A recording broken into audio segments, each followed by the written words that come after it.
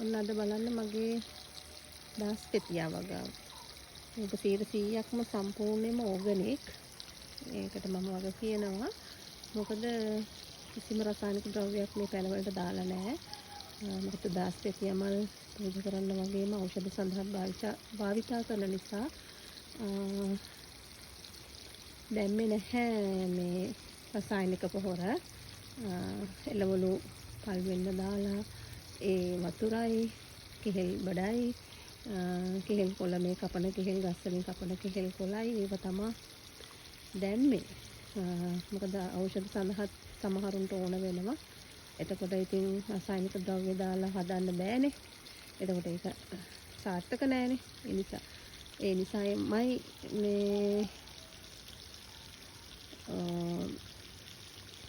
රසායනික ද්‍රව්‍ය දැම්මේ නැත්තේ ටිකක් මහන්සි. අද පැල වලට වතුර දාලා ඉන්නේ ඒකයි.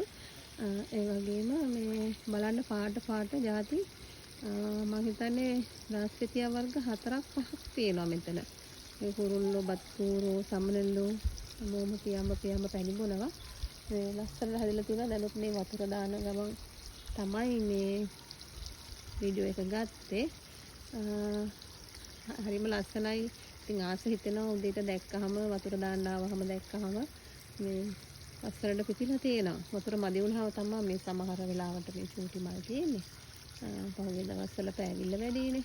ඒකයි. මේ වලට පේනවද මේ කහ පාට මල් එහෙම ලස්සනයි මේ ලොකුවට පිපිලා. ඒකට හොඳට පෝෂණය තියෙනවා. පෝෂණය කියන්නේ තියෙන තනිකර කෙහෙල් බඩ. ඔයාලට මම පෙන්නන්න. සීතල රඳව ගන්න කෙහෙල් බඩ තමයි දාලා තියෙන්නේ. කෙහෙල් බඩ තමයි දාලා තියෙන්නේ. එළවල සීතල රඳව ගන්න මේ කෙහෙල් කොලක් තියෙනවා. ඕන වෙද මහත්තයෙකුට බය නැතුව ගන්න පුළුවන්. මට දෙන්නත් පුළුවන්. මොකද මේ කිසිම රසායනික ද්‍රව්‍යයක් නැහැ. අවශ්‍ය කෙනෙක් ඉන්නවා නම් මට කියන්න. මට එවන්නත් පුළුවන්. ඩිහයිඩ්‍රේට් කරලත් මම යවනවා.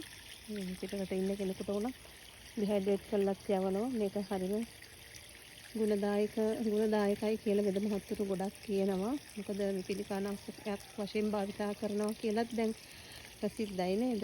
ඉතින් ඒ ඕන කෙනෙකුට මේක පාවිච්චි කරන්න පුළුවන්. මොකද මේවල කිසිම රසායනික ද්‍රව්‍යයක් නැහැ.